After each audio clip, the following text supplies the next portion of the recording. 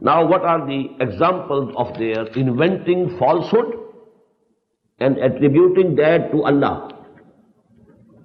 Number one, Nahnu abna'ullahi wa ahibbahu. We are like sons to Allah and very beloved of Him. Allah says, قُلْ فَلِمَ يُعَذِّبُكُمْ بِذُنُوبِكُمْ بَلْ أَنْتُمْ بَشَرٌ مِّمَّنْ خَلَقَ. If it's so, why He has been punishing you so severely, so badly? At the hands of the Babylonians, then the Assyrians, then the Greeks, then the Romans, and then the Germans in the 20th century. نحن أبناء الله وأحباؤه. Second, لن تمسنا النار إلا أياما معدودة. قل اتخذتم من الله أحدا فلن يخلف الله أحدا. Al-Baqarah, ayah 80. They said, fire of hell cannot touch us except for a few days. It has been guaranteed to us that primarily we will not be sent to the hell. And if, so to say, for the sake of argument, for the sake of, giving answer to other people, that why this injustice? Maybe Allah subhanahu wa ta'ala also asks us and sends us to hell, but in a very small time, after a few days, He will take us out. لن تمسنا النار إلا أياما معدودة and لن تمسنا النار إلا أياما معدودات. Two verses in the Quran, two ayat. And I told you important subjects in the Quran are discussed at least twice. Quran says,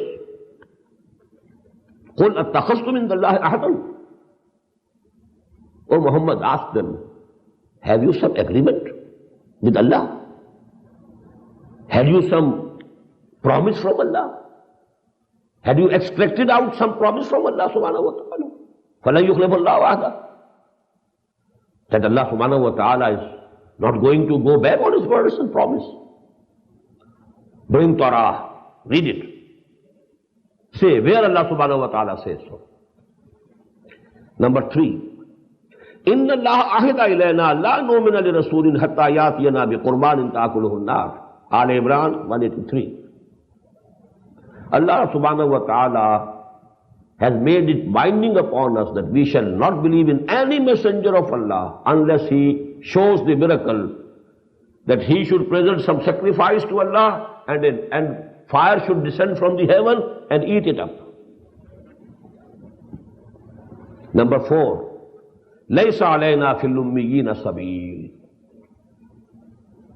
This is the most important aspect of their attitude. We are not going to be blamed if we do any wrong or injustice to the Gentiles. Ummiyin, Gentiles. This is a part of their creed. If we make a promise to a Jew, if a Jew makes a promise to a Jew, he must fulfill it. But it is not necessary if he has made any promise with the Gentiles.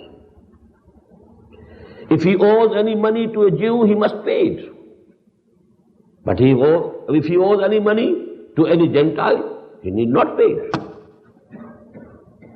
There is nothing binding on them for the Gentiles. This is the basis of their attitude, and this is a part of their creed. It's written in detail in Talmud.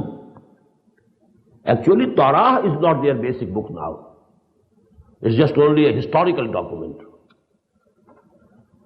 Their book on which their attitude, their behavior, their deeds, their relationships with humanity and each other, they're all based on Talmud. And Talmud gives all these things clearly.